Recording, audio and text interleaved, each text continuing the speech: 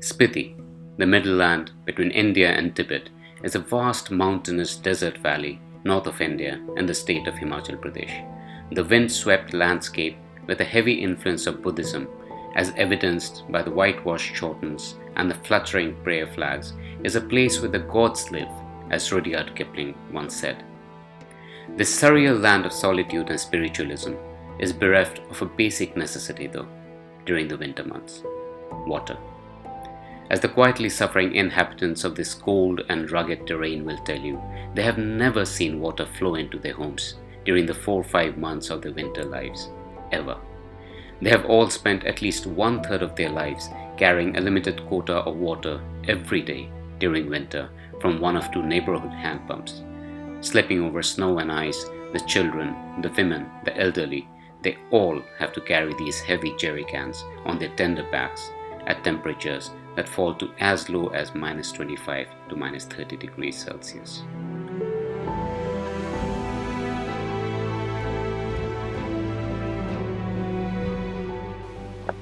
In February 2020, I happened to visit the Spiti Valley, and I stayed with Dakpa and Sunita, who are a rare few to be able to host guests in their homestay during the winter months. They were not sure if even their 8-year-old daughter, Ira, will ever see water flowing from taps during winters in her lifetime. There is not a single drop of water that comes into the homes of the residents of Spiti Valley and other regions in that belt. And they don't have this for, mind you, not 1-2 days, not a 1 week or 2 weeks or a month. It's for 4 to 5 months every year of their lives during the winter. So it starts about, say, November, and it carries on till March. In between, that's the period when the pipelines freeze, some of the water sources freeze, and so there is no water in the taps of the households. Here is what the then village Panchayat Pradhan, Mrs. Lamu Putit, had to say about this issue. She was particularly worried about the hardship of the children, the sanitation, and the lack of winter tourism due to this.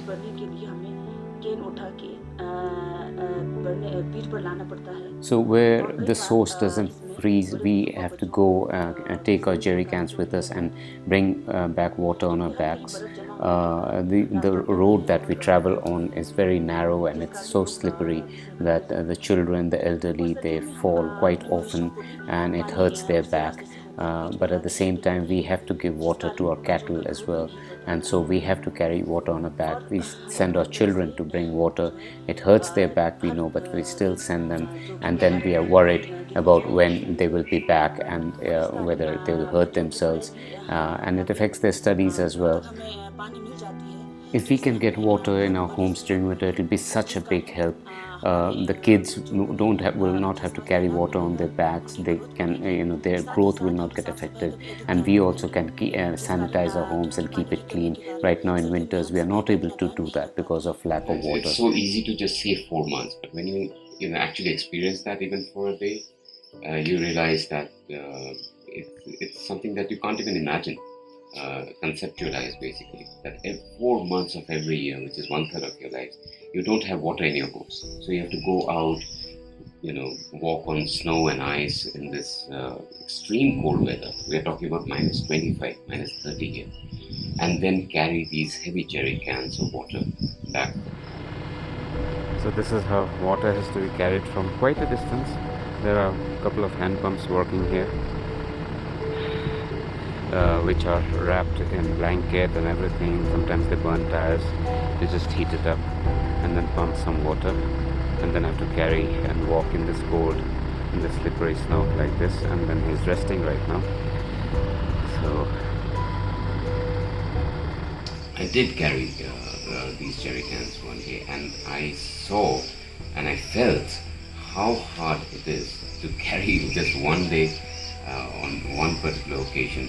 And it's a distance of hardly 200-300 meters that I walked, but I had to stop 3 to 4 times during that walk because it was so heavy, and I kept slipping on the ice. And I started thinking that this is me. This is somebody who is fit, who is used to trekking and things like that. But when I think about And I saw little children, a 10-year-old, 11, 12-year-old. Then you saw ladies, young and old, and the elderly of this region, having to carry these water jerry cans on their back every day for 4 months during winter. Little girls, actually, completely schoolgirls, have to carry water like this. It was a revelation to me as well that people of the area, the beautiful people living in this beautiful land, have chronic back problems. And this is arising only out of the fact because they are hardy people otherwise, like people from the hidden regions are. The only reason is that when they are growing up, if they're growing up years, they carry these heavy jerry cans on their back. It affects their spine, and so the doctor explained very nicely that that is the reason why they have always had this lower back problem. And he also said that in hospitals during the winters there is not enough water to even sanitize. And in this day and age, when you see about these viruses and all, how much water is required, how much you need to wash your hands all the time, but there is no water. So how will you wash your hands? How will you wash the various equipment that you have in the hospitals? So that is the problem with the hospitals. Then you have the hotels and homestay owners who cannot run their hotels because they cannot entertain guests because there's no water. So the schools have to close down because there is no direct supply of water to schools where the children will come. So all of that put together, it's a situation for that 4 or 5 months, which is not just, when you say a lack of water, it's not just lack of water. It gives rise to a lot and lot of other problems of health. Here is what Dr. Tanzin Nuru, the block medical officer of Gaza, had to say about the situation. It's very important that we ensure that the cleanliness of the hospital is maintained. Each and every section of the hospital, be it the lab, be it pharmacy, the doctor's duty room, sister's duty room, the wards, OPD section, each and every section should be clean. As we mop our hospital every day, so it's very important that we have water in hospitals even in the winters like in summers. Also, I've seen a big there's a big concern in OPDs. We have patients who come to the hospital with complaint of low backache. It can be acute, it can also be chronic. This happens because in winters the patients have to lift loads of water on their back. Sometimes it's a 20-liter can, sometimes it's a 40-liter can. So lifting this heavy weight on our back is very detrimental to the spine for a longer period. Because usually our spine is not conditioned to lifting this heavy load on each and every day on regular basis for a long time. And yes, in winters we have concerns that even of the sanitation, because the water is not readily available to us in winters. What the boys and girls grow up learning in Gaza is basically that every day, twice a day, for 4 or 5 months of the year during the winter, they have to carry water on their backs, they have to lug it holding it in their hands, and they have to walk over snow and ice back to their homes and then use that water very, very sparingly. This is what one of Gaza's favorite sons, Olympian Kalzan Dorje, had to say about this problem. He bemoaned the fact that even in the 21st century, people of Spiti have to face such huge difficulties and burden for such a basic need, and that activities like ice skating cannot be arranged for the children here since there is no water. हमेशा ये स्पीति में winter में एक challenge रहा है। जब से मैंने होश संभाला है यहाँ पे लोग Since my birth, I have seen this challenge of water in winters in Spiti. People have to carry water on their backs, even now in the 21st century. I don't understand this at all. I have been to so many places due to representing India, some even colder than Spiti, and they get water in their homes.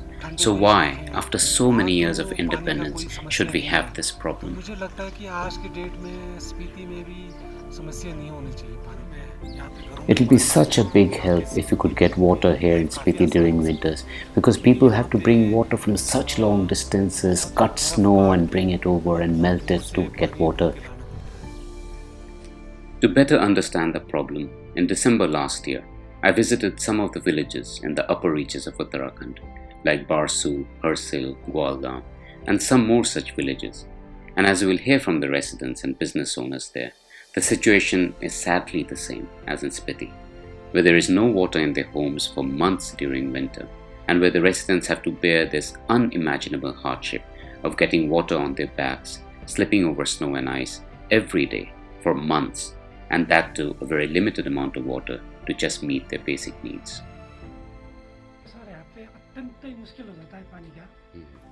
There is no water during winters, and it is a big problem. the pipes burst, so we can't get water even in the hand pumps. Sometimes we have to go down to the Ganges and get water from there. As you can see, my hotel, I have to shut it down at times because there is no water. Sometimes we get water from here and there, somehow manage and keep this hotel open. So that's what, but it's a big problem of lack of water here during winters. Water always freezes over here in Gwaldam. After December, the water freezes, the pipes burst, and so there's no water. What we do is basically we try and heat up the hand pumps outside. We, heat the water and pour it through the pipes to get it back again. But yes, it just freezes and it's a big problem. Yes, when the temperature falls and snow falls, then the water freezes over here, the pipes burst. So yeah, it's a big problem here in Gwaldam of water freezing over and no water in homes. The villagers tell me all the time the difficulties that they are facing due to this lack of water. But what to do?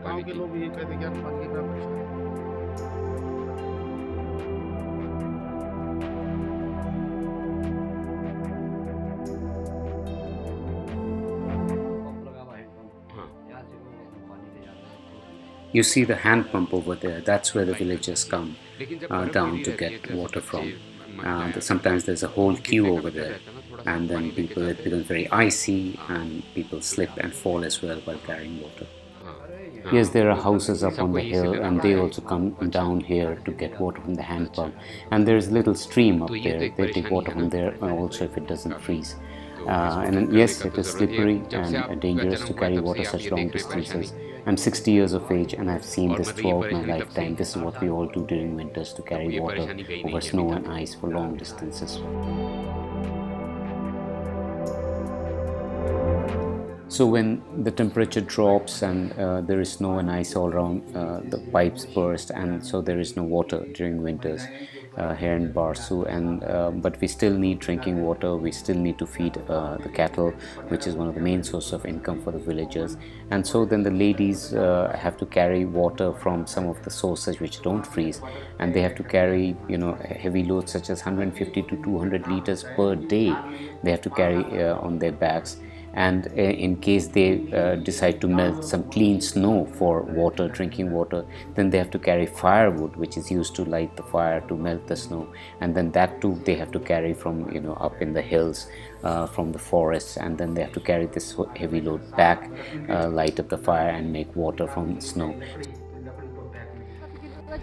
So this is about 30 kgs, and this is all the ladies and kids carry this.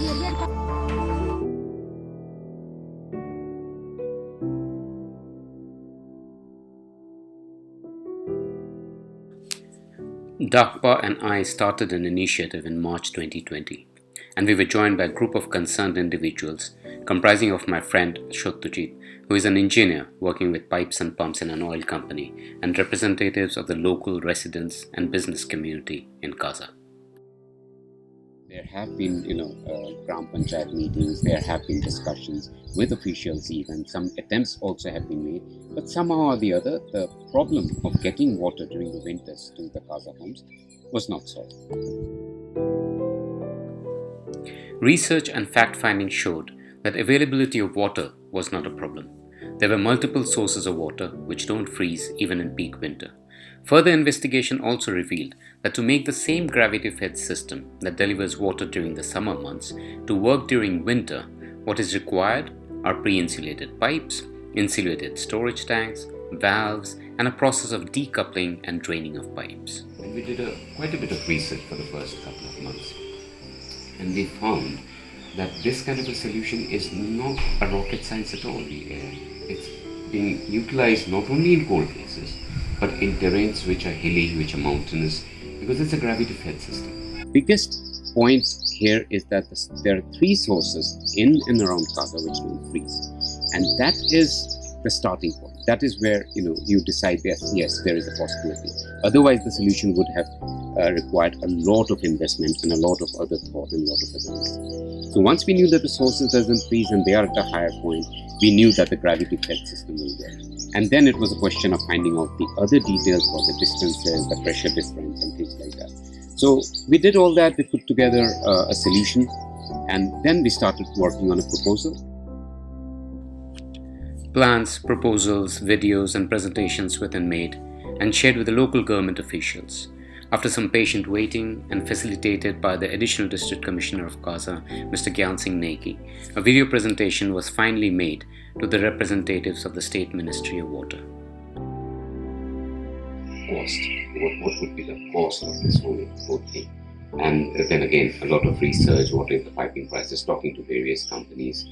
And then we realized that it's a very, very small price to pay for building this whole network and building this system where we can have water come directly into the homes of Gaza. And we realized that yes, something like this is a real possibility. It will need effort, of course. It will need a lot of concerted push, and it will need some expenditure. But over and above everything else, it will need an understanding and a heart from everyone concerned about the situation, about what our children are growing up. It's time we made a change. We approached the top government official there, and he is the Additional District Commissioner, Mr. Gyan Singh Negi. So we approached him, and he was very accommodating, he was very encouraging about this whole thing. The proposal and a budget for the pilot trial was approved, and after multiple quotations from various companies and several rounds of negotiations, a pilot trial of the proposed solution was underway. Special pre-insulated pipes were manufactured and then transported over 1,600 kilometers from Gujarat to Kazan. These pipes were meant to carry not only water throughout the winter months, but hopes and dreams of the villagers that soon children like Ira will have school bags on their backs rather than the heavy jerry cans of water. What we didn't want is the pilot to happen and the pilot to fail. So the pilot had to succeed. But the pilot was not fully successful. Not because of the pipes or the cold winter or due to any water sources freezing. Because this is a tried and tested solution which has been implemented in many places all over the world, some even colder than our own villages. It was not fully successful because the pilot was not implemented as per the proposal, because we didn't implement it as if our own lives depended on it. So another winter went by without water coming into the homes of the villagers. Dakpa and I have now knocked on countless doors, tried our very best over the last year and a half, but the help and support that is needed for such a venture has not been forthcoming. The question here is not of technical possibilities, neither is it a geographical or monetary question. Rather, it's a philosophical one. After 74 years of independence, why is it that you and I in the cities, in the plains, enjoy unlimited water, whereas our own countrymen, our children, sisters, brothers, have to go through this pain and suffering in the countless villages of the same Himalayas where we say our gods, goddesses reside, where we visit in huge numbers for pilgrimage or to trek, to climb, or to just have fun, and for such a basic need? We are sending rockets and satellites into space. We are at the forefront of technology. Our countrymen head some of the world's biggest companies. Surely, we should be able to send water into the suffering villagers' homes by now. Can we not find it in our hearts to do something about it? They have been quietly and patiently suffering for so many years, too many. But I think you and I can, and have faith that you and I will together make it happen. So Dakpa and I are not going to let the sun set on this. We will keep trying to get to the hearts of the powers that be. But we have realized now that common ordinary men like us cannot make it happen on just our own. We need help from influential folks, decision makers, subject matter experts, who we hope and pray will one day come together with us to carry the message of the sorry plight of our very own from the Himalayas. Won't you please join us?